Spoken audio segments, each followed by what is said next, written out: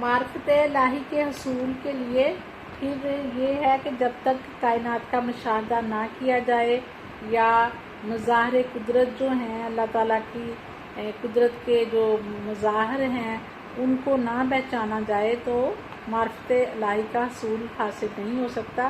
تو اس لیے یہ کہا جاتا ہے کہ کائنات پر غور و فکر کرنے کے لیے ہمیں معرفت الہی کا حصول اس کے بغیر ممکن نہیں ہے.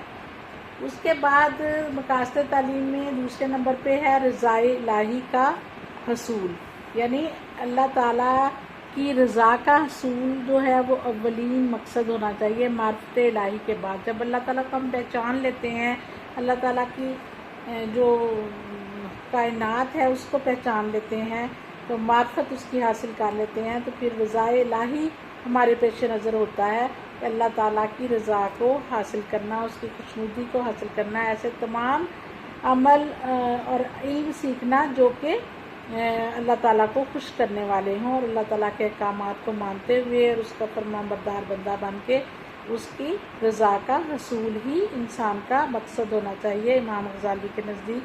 اور وہ کہتے ہیں کہ صحیح انسان کا جو علم ہے وہ اس وقت ہی مکمل ہوتا ہے جب وہ قرب الہی اس کا وسیلہ بنے.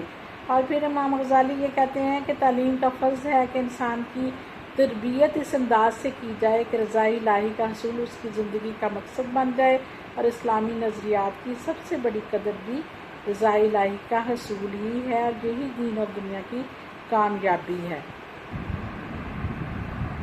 تیسرے نمبر پہ ہے اخلاقی اقدار کا حصول فروغ. اخلاقی اور اسلامی اقدار کا فروغ جو ہے امام غزالی کہتے ہیں کہ اخلاقی اقدار جو ہیں اس کے بغیر جو ہے وہ تعلیم و تربیت مکمل نہیں ہوتی. جب تعلیم کا لفظ آتا ہے تو ساتھ تربیت کا لفظ بھی آتا ہے. تو تعلیم جو ہے امام غزالی کے نزدیک تعلیم کا مقصد افراد اور معاشرہ میں اخلاقی اور اسلامی اقدار کو فروغ دینا ہے. نبی کریم صلی اللہ علیہ وسلم نے بھی اپنی تعلیمات میں اخلاقی پہلو کو تربیت میں سب سے آگے رکھا اور اسلامی اور اخلاقی اقدار کے فروغ پر بہت زیادہ زور دیا. امام غزالی کے نزدیک انسانی نفس کو اعلیٰ اخلاق کی راہ پر ڈالنا تعلیم کا اصل مقصد ہے، اور اس اعلیٰ اخلاقی اقدار میں سچائی، دیانتداری، اخوت، رواداری، اصرار، مساوات اور بڑوں کا احترام وغیرہ شامل. یہ ساری وہ خوبیاں ہیں جو ایک طالب علم میں علم کے ذریعے یا تعلیم کے ذریعے یہ ساری خوبیاں پیدا کی جا سکتی ہیں جو اس کے کردار کو بہترین بنا سکتی ہیں. پھر نیکسٹ چوتھے نمبر پہ ہے تعلیم کا مقصد امام غزالی کے نزدیک تعمیر کردار، یعنی اعلیٰ کردار کی تشکیل اور تکمیل. تو اس میں امام غزالی کے نزدیک تعلیم کا بڑا مقصد انسانی اخلاق اور کردار کو سنوارتا ہے، یعنی تعلیم کا مقصد انسانی اخلاق کو اور انسان کے کردار کو سنوارنا ہے. امام غزالی کے نزدیک ہر فلسفہ تعلیم اس بات کا خواہاں ہوتا ہے کہ افراد کی تربیت فلسفہ جات کے مطابق کرے. امام غزالی کے نزدیک اچھی تعلیم وہی جو انسان کو انسانیت کے درجے پر فائز کرے، وہ نیکی اور بدی میں تمیز کر سکے، نیکی اپنائے اور بدی سے دور رہے.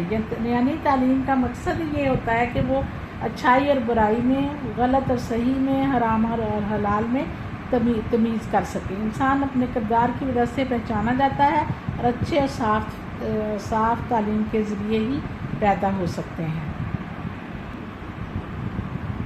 پانچویں نمبر پہ ہے دنیاوی ضروریات کا خیال رکھنا، یعنی کہ دنیاوی ضروریات کا خیال بھی رکھا جاتا ہے کہ جب ایک طالب علم جب تعلیم سے فارغ ہو جاتا ہے تو پھر اس کو روزگار کے حصول کی ضرورت ہوتی ہے. تو امام غزالی کے نزدیک تعلیم کے ذریعے انسان کی اس طرح ہمہ پہلو نشو نما کی جائے کہ تعلیم وہ اس کو اس قابل بنا دے کہ وہ معاشی اور معاشرتی تقاضوں کو بھی پورا کر سکے یا معاشی طور پر مستحکم ہو سکے.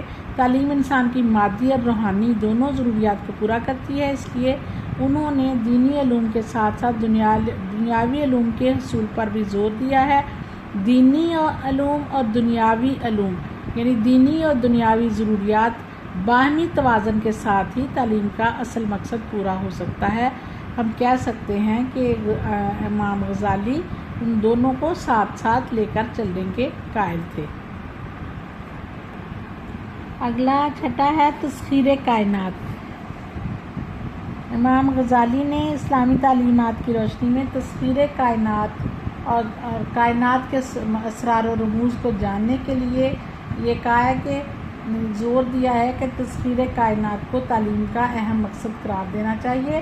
تعلیم کا فرض ہے کہ وہ انسان کو اس قابل بنائے کہ وہ کائنات کے اسرار سے آگاہی حاصل کرے اور علوم و فنون کو ایسی نئی جہت عطا کرے کہ وہ بنی نوع انسان کی بھلائی ہو۔ یعنی کہ بہت سارے علوم جو ہوتے ہیں، سائنسی علوم جسے آپ کہہ سکتے ہیں، کہ وہ سارے علوم جو ہیں وہ تسخیر کائنات سے حاصل ہوتے ہیں، کہ جو بھی مختلف قسم کی ایجادات ہوتی ہیں یا مختلف قسم کی اختراعات یا انوویشنز وغیرہ ہوتی ہیں، وہ ساری تسخیر کائنات کے زمرے میں آتی ہیں، جو کہ اللہ تعالیٰ نے جس بات کا حکم دیا کہ تسخیر کائنات کی جائے، تو یہ سائنسی علوم سارے حاصل کرنے کے لیے تسخیر کائنات امام غزالی کے نزدیک بھی بہت زیادہ ضروری ہے۔